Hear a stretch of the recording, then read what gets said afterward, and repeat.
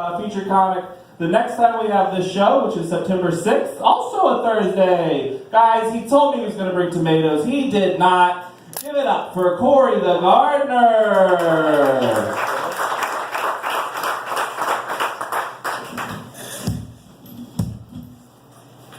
And it's true I'm a liar, but on the plus side, I'm a local celebrity. That's true. You might not have heard of me, but I'm famous locally. Hyper locally.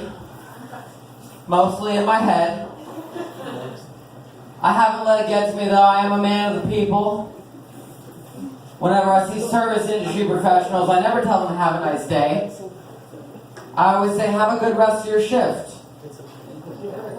Because I know their day is going to be fine once they get off work.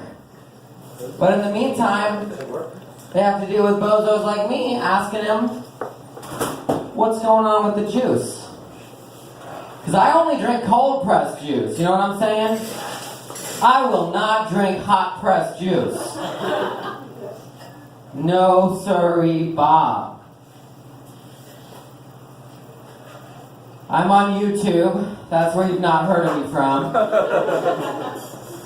YouTube's cool, but it messes up the way people talk, you know? Like, I'm on YouTube, but I wasn't born with YouTube. Some people, like, I was leaving a restaurant the other day, and I waved goodbye to the manager, then I waved goodbye to the manager's kid, and the manager's kid looks up from where they were watching YouTube video after YouTube video on their tablet. I was like, bye. And they were like, please like and subscribe. I was like, do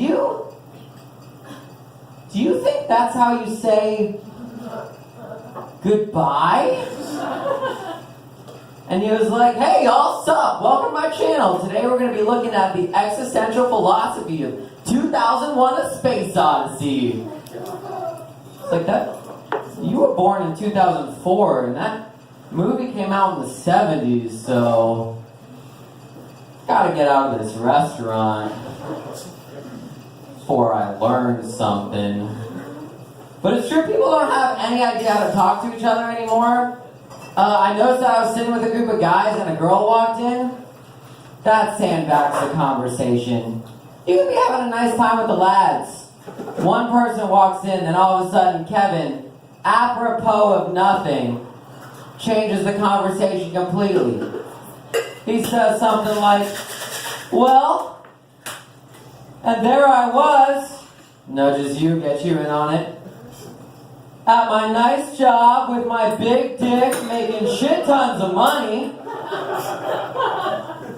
All of a sudden I slid into a pile of empathy, decided to call my mother. Like, Kevin, you are the first person at the drum circle every week. You know mumble rap lyrics.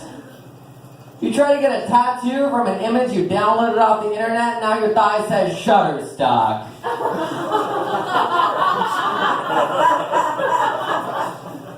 Can you just hurry up and strike out so we can go back to talking about the game?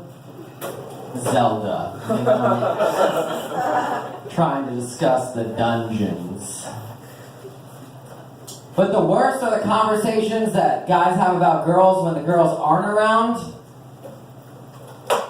It gets bad, y'all. Ladies, I'm gonna pull back the curtain for you on this. I was driving my professor long after I finished college to the airport. And he was talking to me about someone that was in the class with me.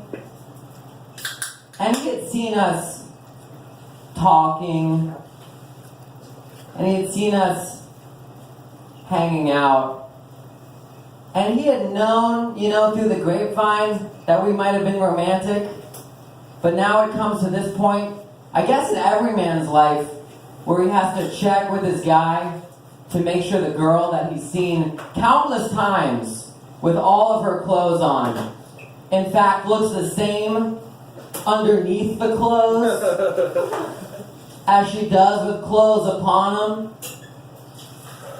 He's like, Stacy, you hooked up with Stacy?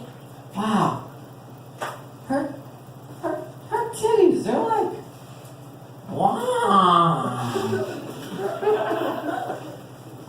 titties really like, what? It's like, first, professor, you are way late to your airplane. And second, that is a thinking, feeling person with dreams, hopes, and aspirations. How am I supposed to answer that? Especially when her titties are, in fact, like, wah! Leaves me in kind of a tough spot.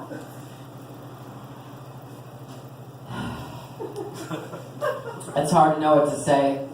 My default is just selling branded merchandise for my YouTube channel. That is, if I have to pick something to say, it's, would you like to buy this Cory the Gardener t-shirt?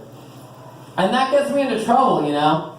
I was trying to sell a t-shirt to my drug dealer who has no idea I do comedy. That's awkward. The plug's staring at me, holding this dime bag of marijuana, and he's like, why do you, again, want me to have a t-shirt with your face on it? And I was like, well, I do this thing called comedy, where I get up on stage and I tell people all about my life. And he's like, oh God, that sounds awful. Don't you dare tell him about me. And I'm like, what am I going to tell him? That you're like a white guy in his mid-40s with curly hair and glasses and no identifying marks except for that scar shaped like a hook under your left eye. And what am I going to tell him? You sell drugs? Like, excuse me, you live in an RV like every other drug dealer? And your license plate is XYZ 4ZQ? And he's like, yeah, don't say any of that on stage, that's for sure. So, I don't know, that's a fun story about that guy. Anyway, I've been Cory the Gardener. It's been a real pleasure. See you next time. You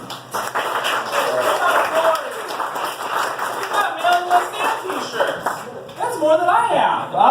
Your next comedian goes to stage. She's very fun and glad she's here. Give it up for Morgan Boss, everybody. Morgan.